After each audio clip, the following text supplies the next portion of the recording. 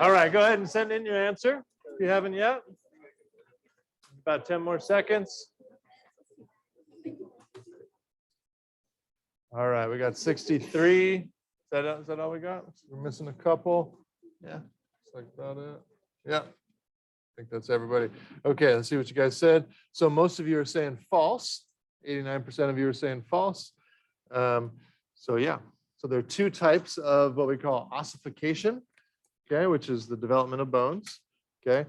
Endochondral, which is the one we're going to discuss in quite a bit of detail right now. That one does involve a growth plate, okay. But then we have this other type called intramembranous, which is a different type of development of bone, and there's no growth plates in that type of bone. And so that happens in flat bones, irregular bones, but we won't really go into detail on that one. But just want to make you aware of it. That type doesn't include epiphyseal plates or growth plates, so it would be false for sure.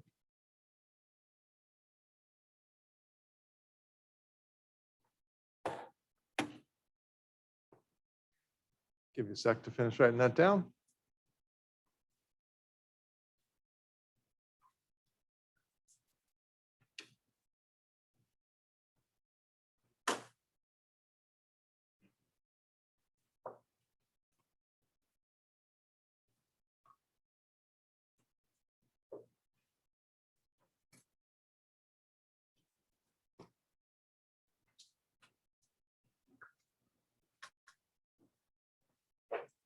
Okay, all right, so let's talk about the endochondral ossification process, okay? So we've kind of got it laid out here in 4 larger steps that are occurring here, okay? So I'll just kind of talk through these a little bit, not reading everything, but kind of highlight the details of each, or the key points of each, and then we'll look at, I'll have you guys kind of break up into your groups and discuss it using these images here, okay? Discussing which one is which, put those in the correct order. You're going to send that in on your clickers. And then while you're doing that, you can actually kind of write it out in your own words here. Okay, so as I've recommended before, to get ready for those hybrid type questions, it's always best if you can study the process the way I have it laid out in the notes, but then put that away and kind of write it out on a blank piece of paper, kind of somewhat in your own words, so you're making sure you're understanding it, but also including the right terminology. And so this will be just a way to practice that while you're studying this with the people on your team. Okay, so let's talk about this first. Okay, so kind of the early development here, and we're talking about mostly long bones that develop this way.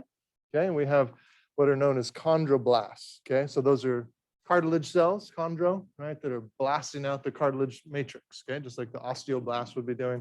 Okay, and they're in what's called the perichondrium. Okay, so that would be the membrane, the connective tissue membrane layer of a cartilage bone, right?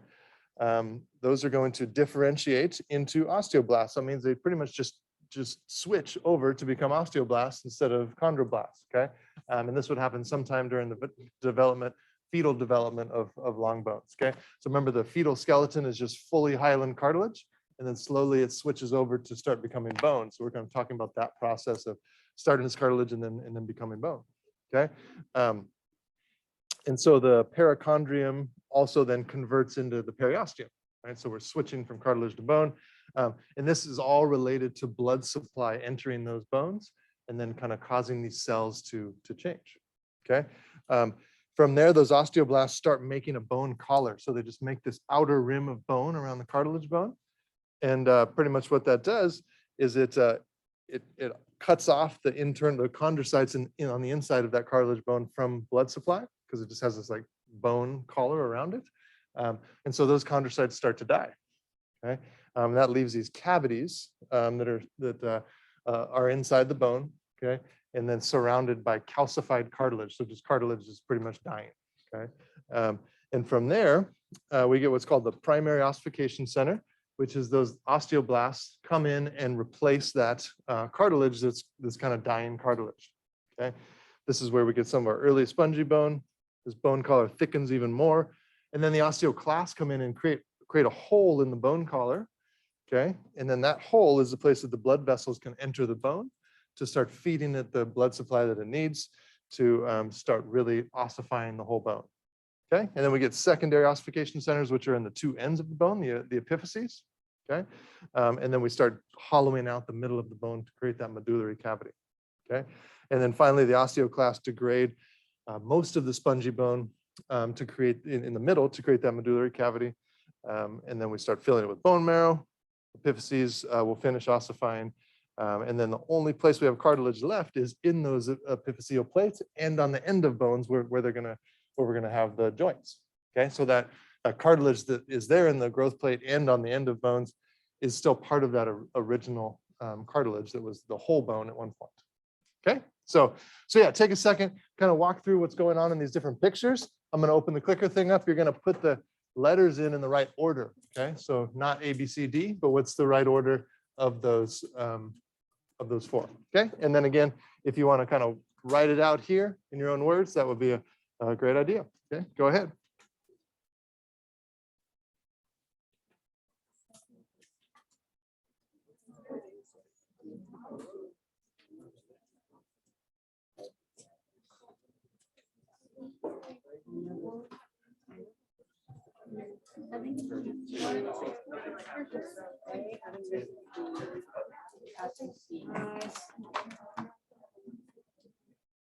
I know.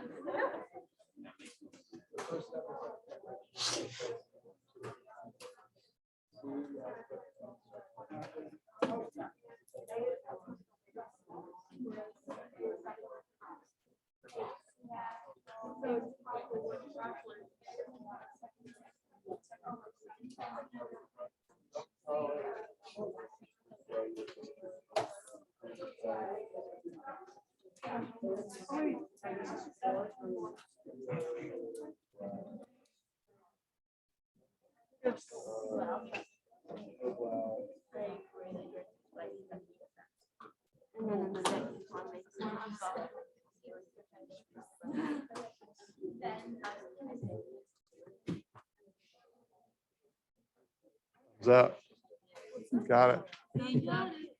Nice. Okay, all right. BCEA. All right.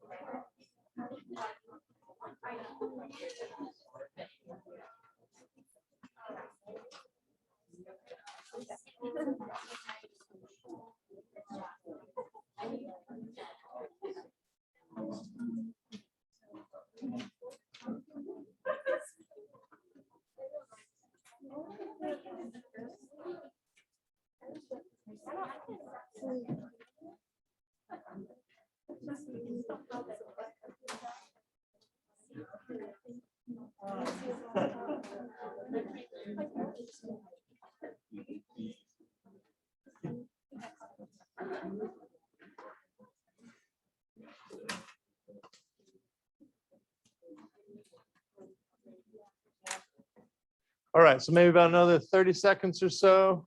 Got most of you have sent those answers in. Need about 15 more, 13 more, so.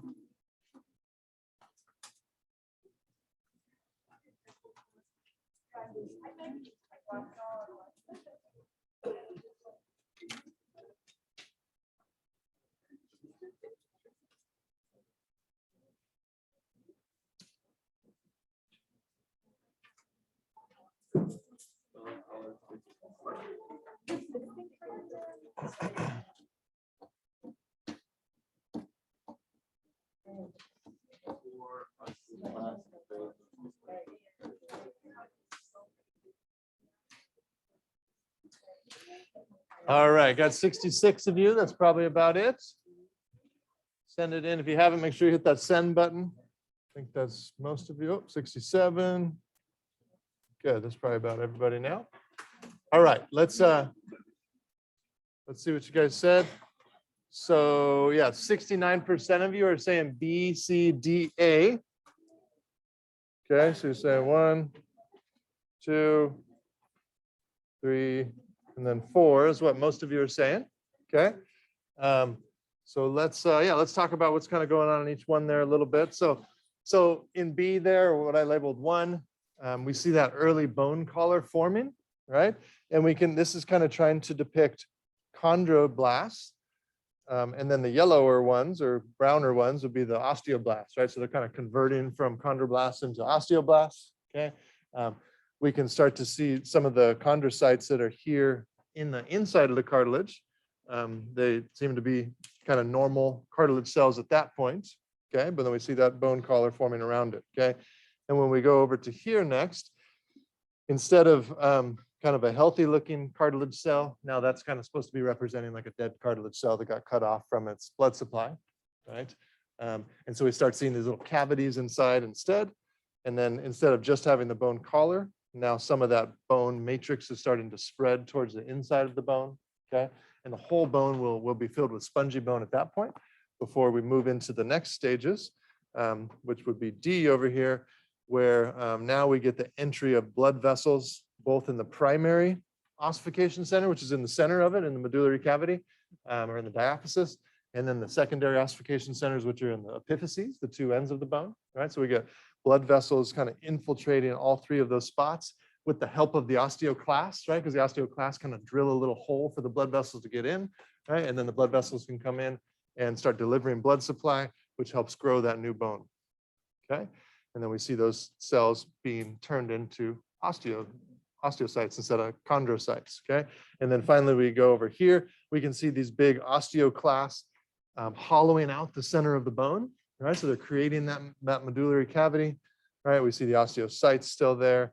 And now all we have left as far as cartilage goes is the epiphyseal plates, as well as that articular cartilage that would be on the end of those long bones to be inside of joints. Okay, and that's figure 612 in your book. You want to take a look at that a little bit further with the explanation that it has too. So, okay, any questions about that? All right, so it's endochondral ossification. All right, so that really means like within bone, or sorry, within cartilage, right? With the chondral cartilage, endo kind of inside, so inside of cartilage. Okay, so let's go ahead and do this clicker question here.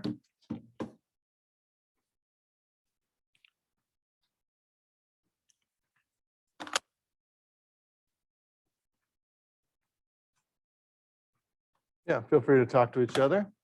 See if you're on the same page.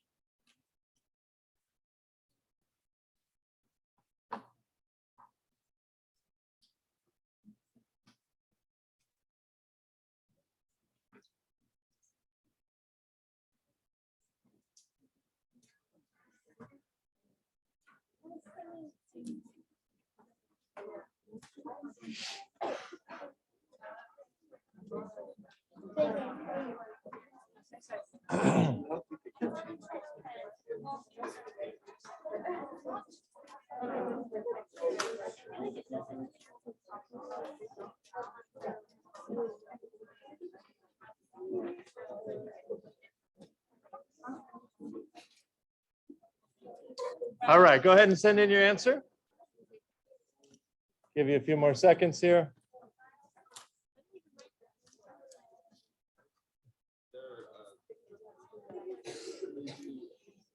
All right, about 5 seconds or so to send it in. Still about 6 more of you.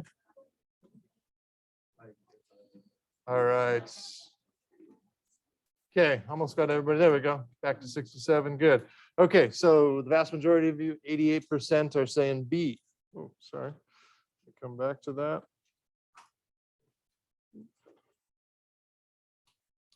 Okay. Oh, I can see the little notes thing. All right, here we go. So the vast majority of you are saying B. Okay, so bones adapt to external stresses by getting stronger or weaker depending on the stress. Okay, and that is absolutely true. Okay, so it's kind of somewhere in the middle. It's not that bones can change instantaneously, right? It's not that easy to change a bone quickly. Okay, but it's also not that they don't adapt much at all. It's somewhere in the middle of those two. They definitely adapt to stressors, just like any tissue in our body does. Okay, everything from our blood to our bone changes depending on what stresses we put on it, right? We tend to think of both of those tissues as, well, blood we don't tend to think of as a tissue, but we kind of tend to think of those as things that might not adapt much, but both of those adapt, and then everywhere in between adapts too. Yeah, go ahead.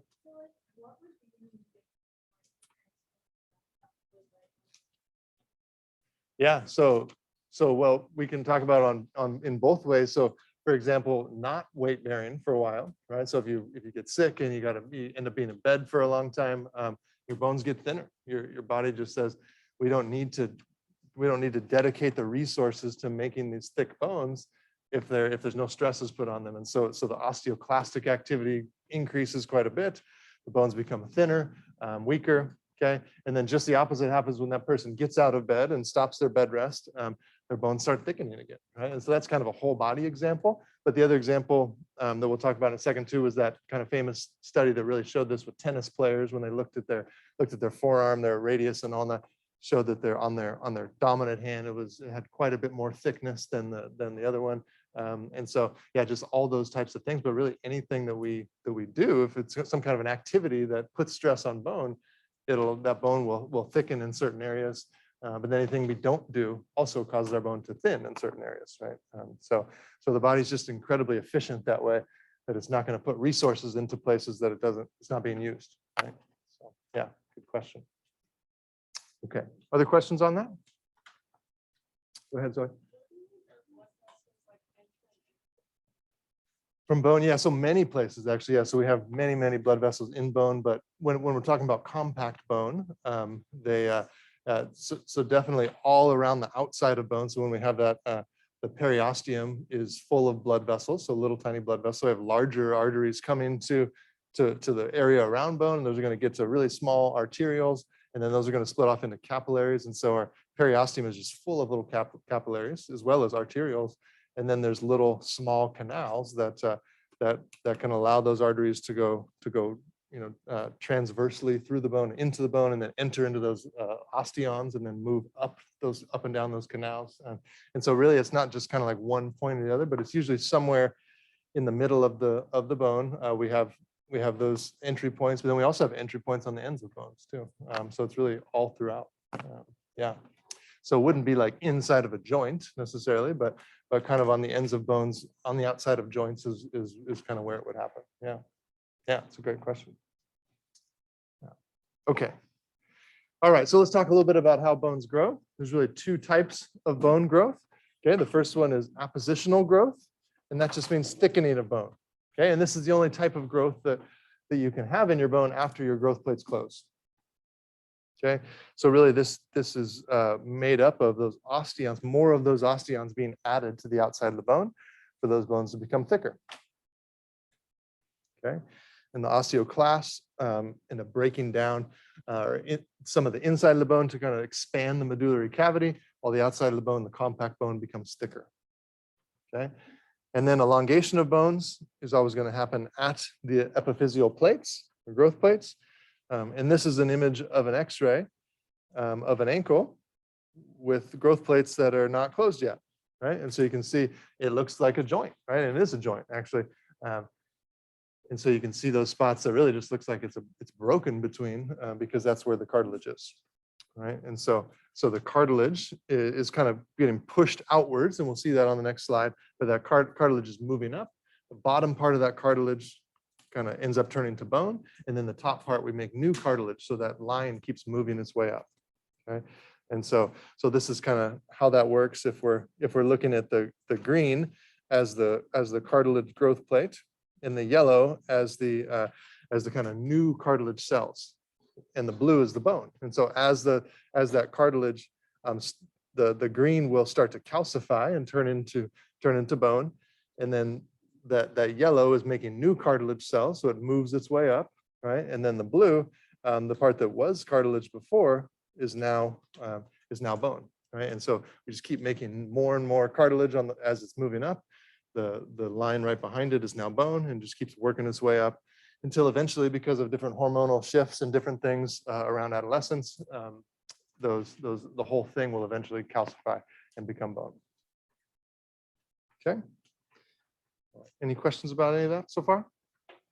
Go ahead, Zoe. Absolutely, yeah, it can definitely be problematic. The epiphyseal fractures are common actually in kids because it is a weak spot in the bone, right? But it is really important that that bone gets set correctly.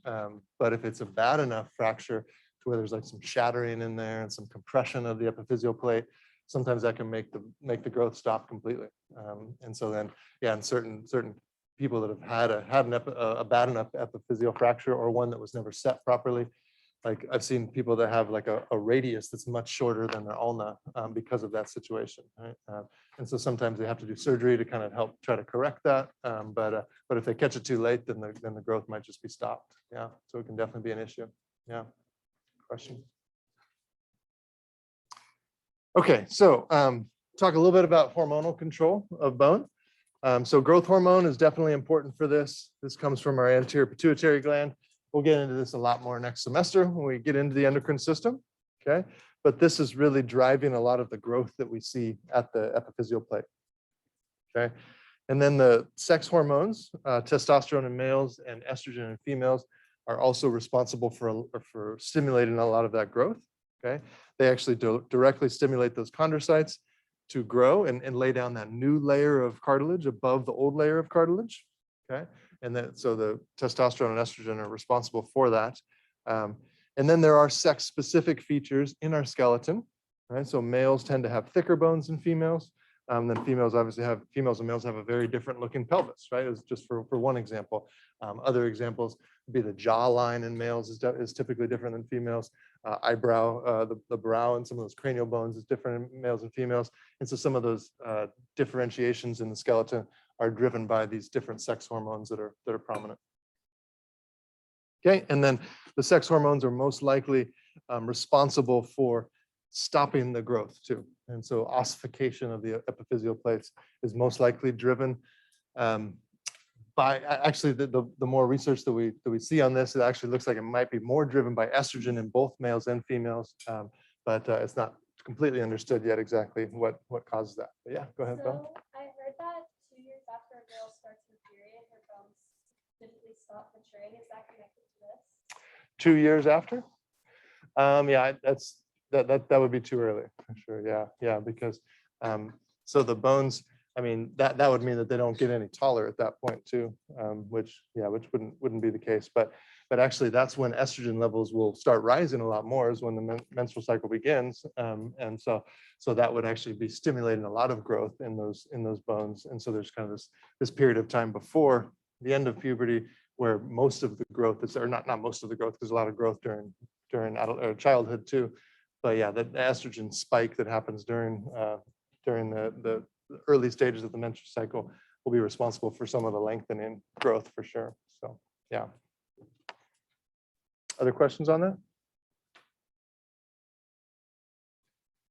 Okay, so this process and this idea that bone can change and remodel is really all based on this principle.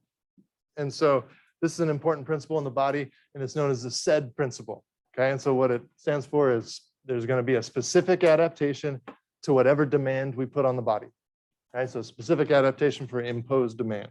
Okay, and like I said, every tissue, including our blood and our bone and our cartilage and our ligaments and our epithelial tissue and our connective tissue, all of those different things are kind of bound by this principle. Right? So whatever demands we put on the body will adapt to try to meet that demand better the next time the body experiences it.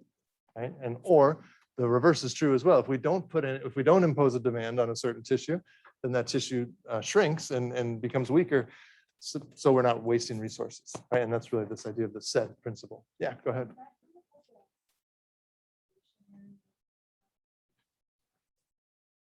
Yeah, I mean, it's definitely connected to evolutionary ideas, because it's this idea that things are trying to improve, but it's not the same thing at all, because that this is all within one organism, right? Whereas when we're talking about natural selection and evolutionary theory, it's more about little changes that might happen over periods of many, many years, right? And certain traits that will help them survive better. And those ones might survive better than the ones that don't have those traits. So different, but yeah, there could be, there's definitely a connection in there in a way. Yeah, for sure. Okay. All right, yeah, and this is this example that I've kind of already been talking about, this tennis player example, looking at the cross-sectional diameter of the radius and all, and then the serving arm versus the non-serving arm, and they just noticed how much thicker it was, right? And this kind of led to a lot of new research in that area, showing the bone really can adapt quite a bit. Okay, so this remodeling process is all about this balance between osteoblasts and osteoclasts, right? And so the osteoblasts, what was their job? What did they do for us? They lay down new bone, right? So yeah, they're thickening the matrix, or laying down more bone for us, making our bones thicker. Okay, whereas the osteoclasts are doing the opposite, right? They're breaking down the matrix. Okay, this is just kind of a cool artistic image of an osteoclast. They're pretty large cells, actually. They're multinucleated cells, and what they do is they form the sealed off point around bone, and then they release these incredibly strong chemicals, and they just kind of melt the bone away underneath them. And then suck up the calcium and the phosphate, and then pump that back into the blood for us. So they're kind of just like these massive lysosomes is pretty much what they are. And so they have lysosomal enzymes that help us break down the collagen part, or the organic part of the matrix. But then they also secrete fluid that's at a pH of about 4 or 5, which dissolves that calcium phosphate salts. Okay. Yeah, and so the bones are going to be the strongest wherever they receive the most stress. Okay, this is kind of the same idea. Wherever they're receiving a lot of stress, that's where they're going to get the thickest. Okay, and so the balance of the activity of these two cells is really going to dictate how strong a bone is. Okay, so for example, how many people have had a stress fracture in the room? Anybody? Yeah, a couple. Yeah, where was your stress fracture, Taylor? Your femur. Okay, yeah. Oh, your finger. Okay. Yeah. Okay. Yeah. Gotcha. And where was yours? In your wrist. Okay. Yeah. So both in your upper extremity, huh? From what? From typing or what?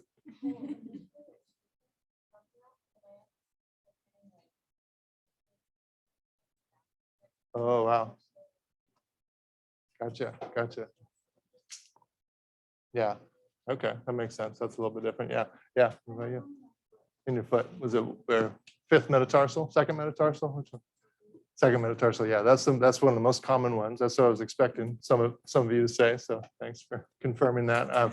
Tibial stress fractures are pretty common too, but definitely in runners, you see a lot of metatarsal stress fractures and tibial stress fractures. And the thing with that is, when you put a stress on the bone, okay, so you go for a run and you decide, yeah, I'm going to run down the hill today from the calf down to young. Do that a couple times, right? So that's a lot of stress on your bones, especially that downhill, right? That pounding, right? And so then there's going to be a lot of little points in your bones that are having to respond to that stress. And before they make it stronger, we actually get an increase in osteoclastic activity first to kind of break down some of that bony matrix that received most of the stress, so we can remodel that and make that part stronger for next time. Okay, but what happens with a stress fracture is you put that stress on that one spot, okay? And then you think, oh, that was really fun. I'm going to do that again tomorrow, right? I'm going to do this again 5 days a week for the next month or something. Going to run downhill like that, right? And so you kind of get stuck in this period of way too much of that osteoclastic activity, right? So it's stuck in this period of lots of osteoclasts always breaking down this certain part, but then never really given enough time to let the osteoblast come back in and rebuild the matrix stronger.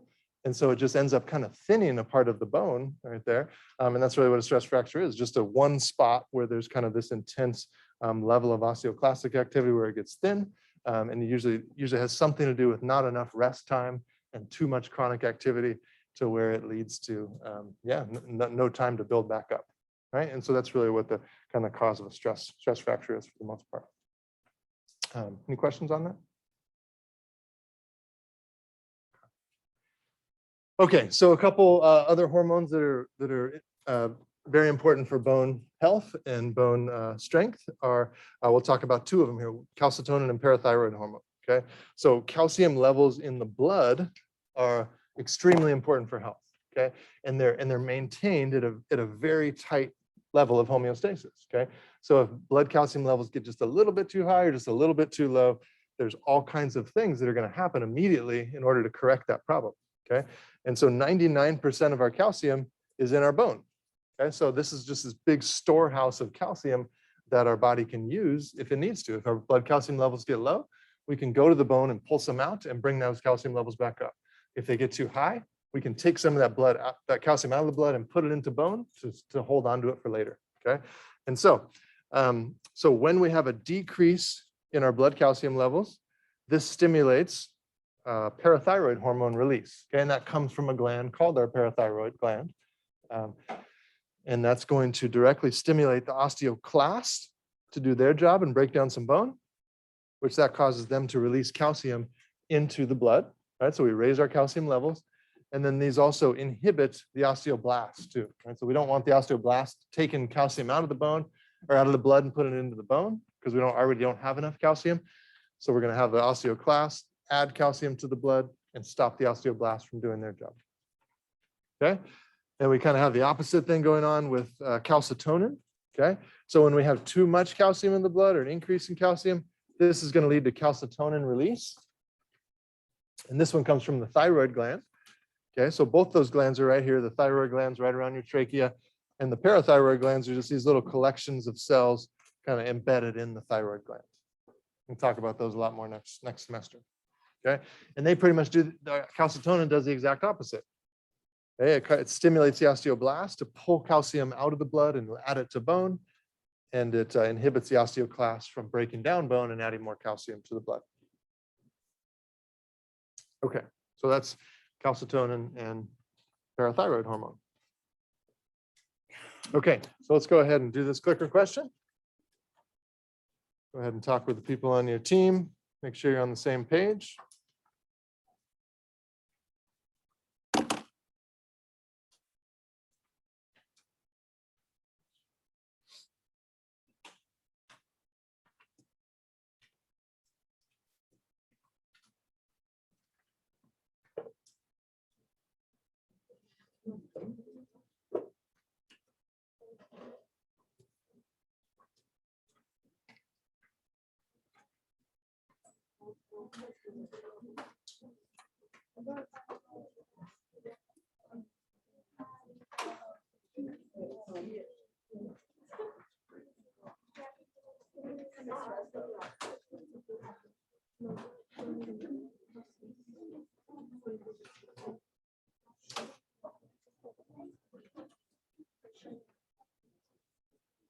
All right, about 15 more seconds or so.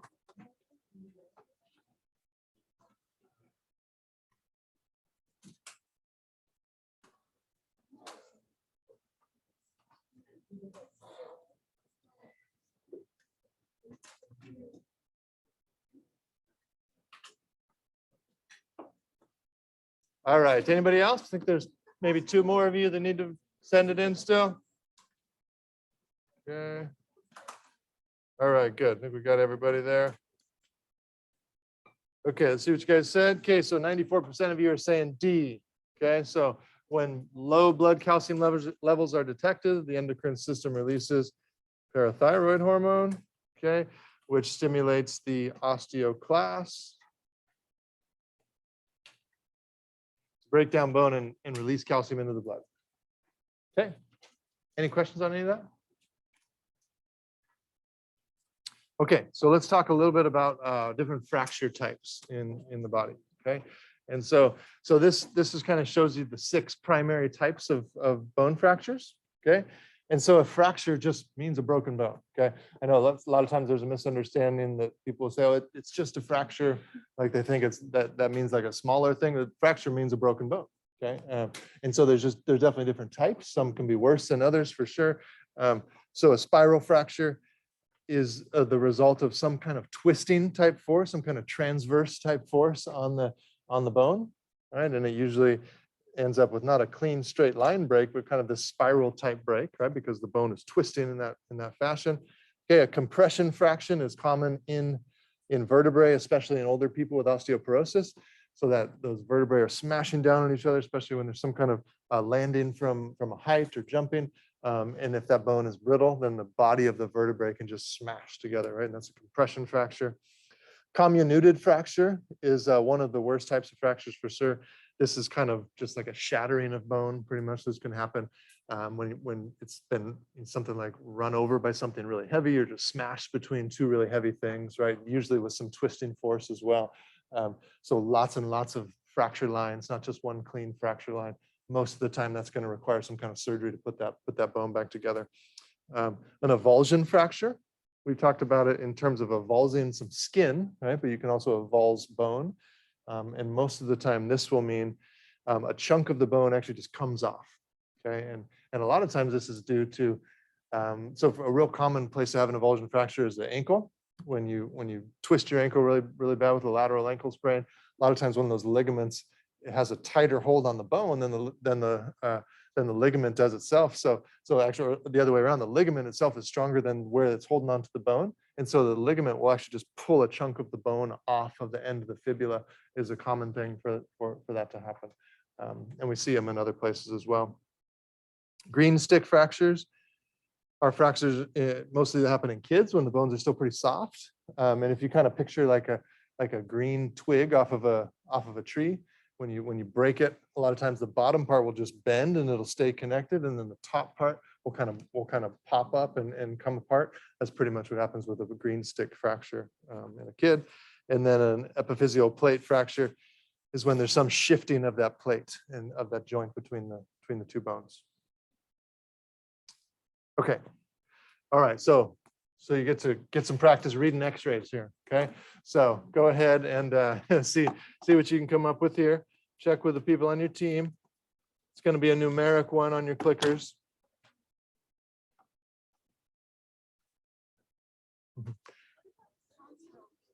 What's that?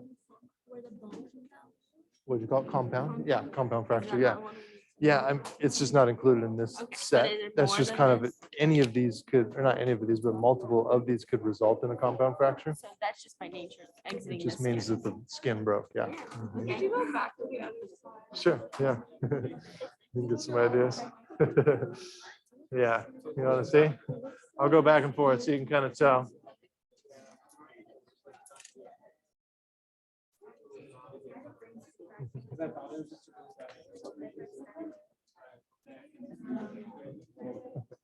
I love it. Everybody's telling their fracture stories as they walk around. How many people have broken a bone before?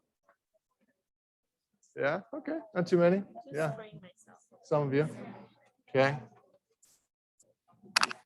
All right, what do you guys think here? Take a guess if you're not sure. We got a couple things going on here, really. This is actually Soren, my son's ankle injury. This is his x-ray, yeah.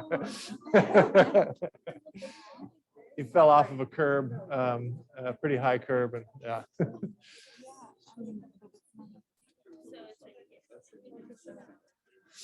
Okay, about 5 more of you. Go ahead and send in a number there.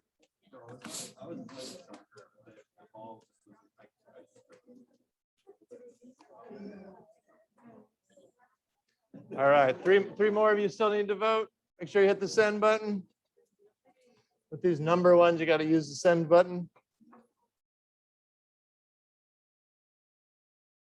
Okay, let's see what you guys said. Okay, so 83% of you are saying 6, epiphyseal plate fracture.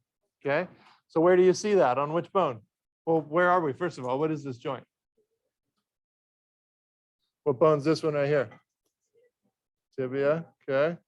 What bone's this one? Talus, okay. Some of you are like, oh, that makes more sense. Yeah, and then this one would be the fibula, right? Okay, so where's that epiphyseal plate fracture that 83% of you said? On which bone? Tibia. Some people thought tibia, okay. Anybody else have a different idea on that? Fibula, where at? Right here? Yeah, right, absolutely, right there. Look at, yeah, it's a little bit off there, right? The bottom part of it is shifted medially, right? And so there's this little kind of chunk hanging off right there. Now my pen lines are all in the way, so you can't really see it anymore, but yeah. Yeah, so there's a little bit of a it's off right there, right? It's a little bit jammed in, okay? But that's not the only fracture on this actually. Did anybody see another one? The bottom, right? What kind of fracture would that be? That's an avulsion fracture. That's the exact type I was just talking about, the edge of the fibula, or the calcaneal fibular ligament, which we'll talk about soon, rips off a little chunk of the fibula when you invert your ankle too much, right? So there's really two here. There's really the epiphyseal plate fracture, and then there's the avulsion fracture right there. Okay. All right, let's do one more. These are fun.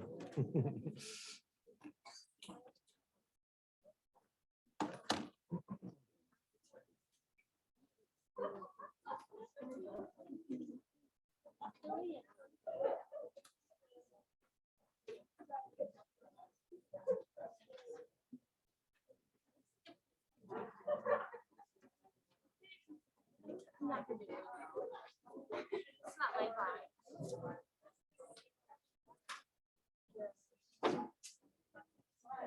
There's nothing really.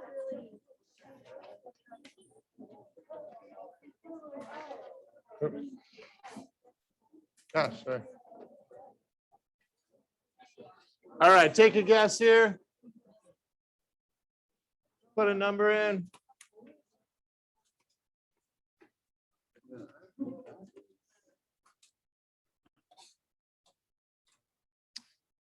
All right, about 10 more of you. Give you about 5 more seconds. Make sure you hit that send button. A couple more of you. Okay, so the majority of you, well, 55% of you are saying 5, an avulsion fracture. Avulsion fracture of which bone? Os coxa, some of you are saying the iliac crest, right? Yeah, yeah. This is another one that's not. I had a fracture like this myself. This isn't my X-ray. I couldn't find my X-ray, but when I was in high school playing high school football, this is actually a common place to have. It's really kind of a mix of an avulsion fracture and a epiphyseal plate fracture, because all of your abdominal muscles, especially your oblique abdominal muscles, attach right here on your iliac crest. And so with a lot of turning and cutting, I was running the ball in football and made a cut and just felt a big pop over here. That's literally what it was. It just there isn't an epiphyseal plate there, and it just avulses part of it off. It lifts part of it up. Mine looked way better than that. I wish I would have had a picture of it. It was like this jagged looking thing with like kind of like teeth, but it just pulls off the top of the bone. But yeah, that's another common place to have an avulsion fracture, which also occurs at the epiphyseal plate. Yeah. No, it doesn't actually. They just let it kind of grow back together, and it's usually fine. Yeah, if it was really far off, it would. But yeah, yeah. Okay. All right. Enough family X-rays. Okay. So when you have a fracture, there's kind of these 4 stages of healing. Okay. And so the first step when you have a fracture, again, like I said, there's lots of blood in bone. Okay. And one of the best signs to kind of, if you're dealing with an injury and you're right there, right when it happens, if you notice a lot of swelling immediately, then it's a pretty good sign that there might be a fracture in there, okay? Because there's so much blood that comes out.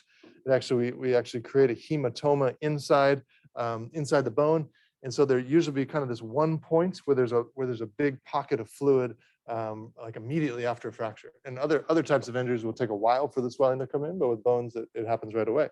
Okay, so you'll get this big blood clot here first. Okay, that's kind of the first step.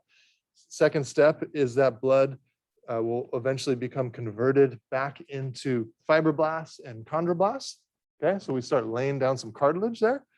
Okay, so the cartilage, it fills in the space. Fibroblasts are laying down a bunch of new proteins, and the collagen fibers actually will span the gap between the 2 broken parts of the bone. Okay, and we call this the soft callus. Okay, so it's kind of the soft callus that forms there. All right, after the soft callus, that cartilage is eventually converted back into bone. Okay, so the osteoblasts come in, lay down bone, but it's really all spongy bone in that whole section. Okay, so it fills in the medullary cavity, but it also fills in the spot that would normally have compact bone with spongy bone instead. Okay, and right at about 8 weeks, we expect to have a spongy bone formation there. Okay, and what's known as the bony callus. Okay, so it's not really how bone needs to look, but it's kind of the early stages of that. And so how long is it typically you have to wear a cast when you break a bone? Like 6 to 8 weeks. Yeah, exactly. And so after that 6 to 8 weeks, your bone is not back to normal, but it's bone in there again. At least it's not cartilage, but it's not back to normal yet at all. Okay. It takes several months to get it back looking like this, where that spongy bone is replaced with compact bone and where the medullary cavity is again hollowed out.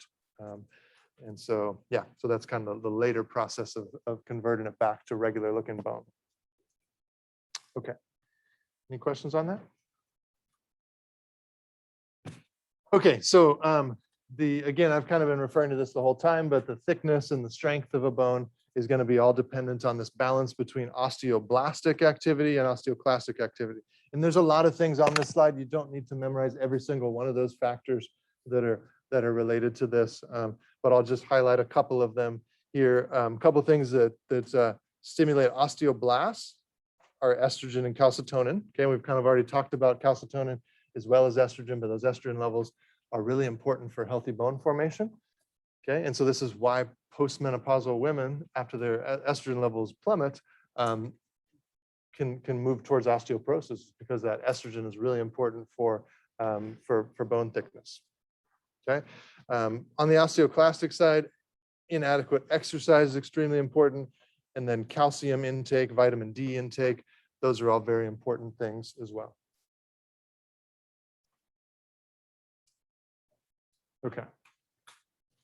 All right, so a little bit about osteoporosis. This is kind of looking at that trabeculae inside of spongy bone in a normal bone versus an osteoporotic bone. So you can see it's just much thinner. It's kind of ridden with holes, right? And osteoporosis is really the problem of the breakdown happening faster than the bone depositing, right? So it's an excess of osteoclastic activity and not enough osteoblastic activity. And so then there's a lot more fractures, especially in places like the vertebrae or the neck of the femur. When you hear of grandma or grandpa breaking their hip, it's almost always in the neck of the femur, right, where the femoral head comes up. That spot right between the shaft and the femoral head where it's kind of thin, that's typically where that hip fracture happens. And this is somewhat similar to a stress fracture. The only difference is stress fracture is a local issue, right? It's just in that one spot where that extra force or extra stress was being placed, whereas osteoporosis is typically the whole bone that's experiencing the thinning.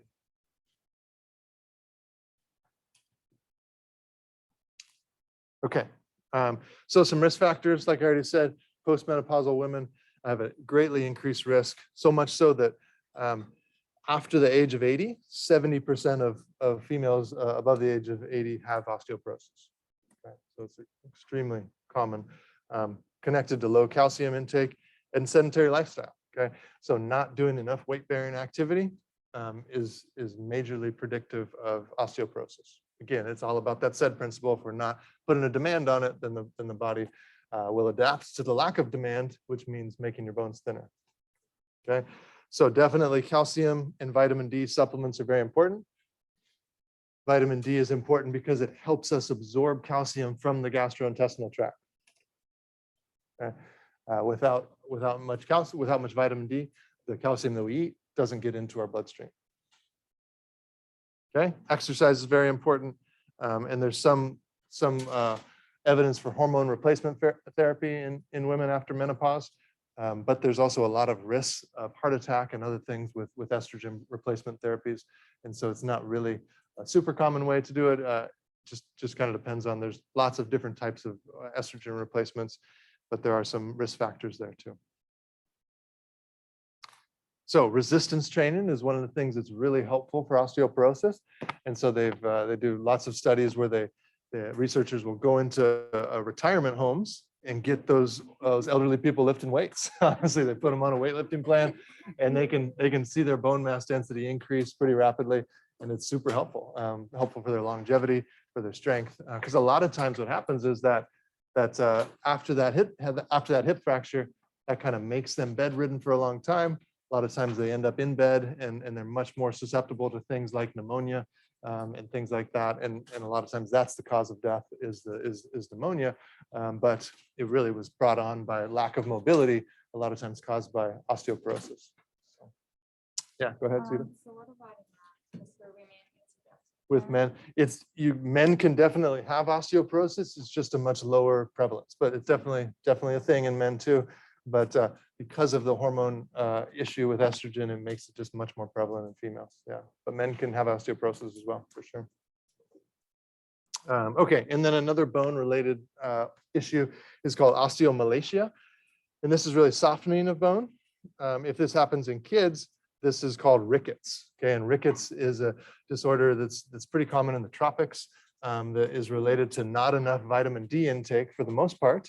But then in other places that aren't so sunny like the tropics, it can be due to not getting enough sunlight, because the way that your body creates vitamin D is actually through the action of sunlight inside your keratinocytes. And those keratinocytes are really important for converting some of the early stages of vitamin D into a later stage, which is what helps it actually cause the absorption in your gastrointestinal tract.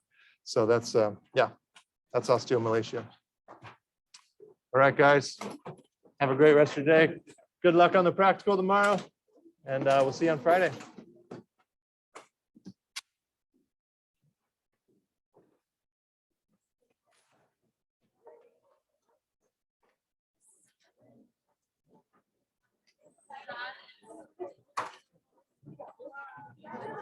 Like,